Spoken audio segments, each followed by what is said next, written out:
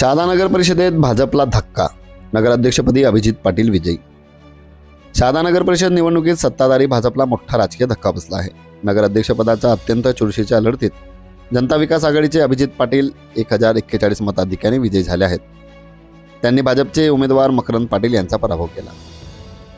विशेष म्हणजे या निवडणुकीत भाजपच्या उमेदवारासाठी खुद्द मुख्यमंत्री देवेंद्र फडणवीस यांनी सभा घेतली होती, तरी भाजपला नगराध्यक्षपद राखता आले नाही।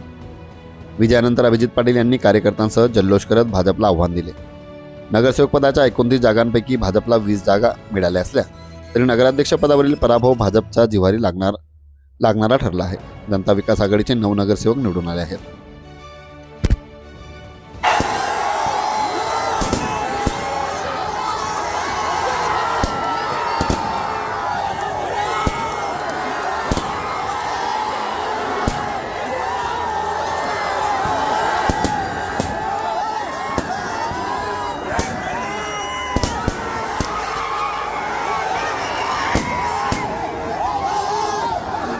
सर्व शहादेकर मतदार बंधू भगिनींचे मी मनापासून आभार व्यक्त करतो। खरं तर आमच्यासाठी हा निकाल थोडा अनपेक्षित आहे।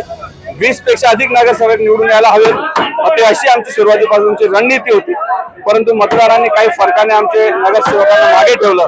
तरी देखील नगराध्यक्ष पदासाठी मला जे मतदान सर्व शहादेकरांनी दिलेलं आहे त्याबद्दल मी सर्व शहादेकर बंधू भगिनींचे, माझ्यासोबत उपस्थित सर्व नगरसेवक, त्यांच्या परिवाराचे आणि कार्यकर्त्यांचे मनापासून आभार व्यक्त करतो। धन्यवाद। मुख्यमंत्र्यांनी आपल्या विरोधात सभा घेतली होती, कसं बघताय? खरं तर संपूर्ण भारतीय जनता पक्षाने ही निवडणूक अतिशय प्रतिष्ठेची केली होती। स्वतः मुख्यमंत्री साहेब इथं आले, गिरीश भाऊ महाजन 2 वेळा आले। संपूर्ण भारतीय जनता पक्षाची मशिनरी एकीकडे असताना देखील शहादेकरांनी जो आमच्यावर विश्वास टाकलेला आहे त्याच्यासाठी निश्चितपणे त्यांच्या ज्या आशीर्वाद आम्हाला मिळाला आहे त्याला आम्ही बांधील राहू आणि जास्तीत जास्त शहाद्याचे काम करण्यासाठी आम्ही प्रतिबद्ध राहू। धन्यवाद।